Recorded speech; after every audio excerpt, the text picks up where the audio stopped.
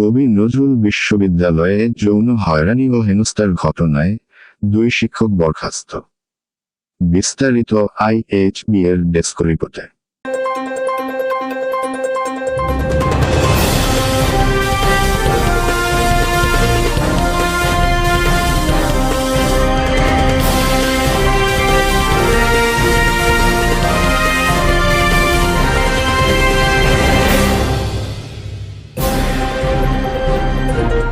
ময়মনসিংহের ত্রিশালে জাতীয় কবি কাজী নজরুল ইসলাম বিশ্ববিদ্যালয়ে যৌন হয়রানি ও হেনস্থার ঘটনায় মানব সম্পদ ব্যবস্থাপনা বিভাগের সরকারি অধ্যাপক সাজন সাহাকে স্থায়ী ও একই বিভাগের সাবেক বিভাগীয় প্রধান রেজওয়ান আহমেদ শুভ্রকে সাময়িক বরখাস্ত করেছে বিশ্ববিদ্যালয় প্রশাসন। বিশ্ববিদ্যালয়ের রেজিস্ট্রার কৃষিবিদ মো. হুমায়ুন কবির স্বাক্ষরিত এক বিজ্ঞপ্তিতে এ তথ্য জানানো হয়েছে।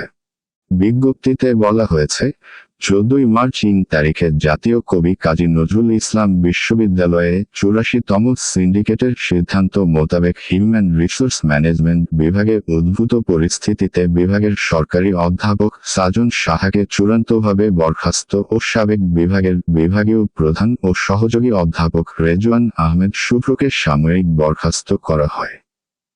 এর আগে গতকাল 13 মার্চ বুধবার জাতীয় কবি কাজী নজরুল ইসলাম বিশ্ববিদ্যালয়ে আইনে অধিকারপ্রাপ্ত ক্ষমতাবলে উপাচার্য কর্তৃক পরবর্তী সিন্ডিকেটের অনুমোদন সাপেক্ষে বিশ্ববিদ্যালয়ের হিউম্যান রিসোর্স ম্যানেজমেন্ট বিভাগের বিভাগীয় প্রধান ও সহযোগী অধ্যাপক রেজওয়ান আহমেদ শুভ্র একই বিভাগের সরকারি অধ্যাপক সাজন সাহাকে অনির্দিষ্টকালের জন্য বাধ্যতামূলক ছুটি প্রদান করা হয়।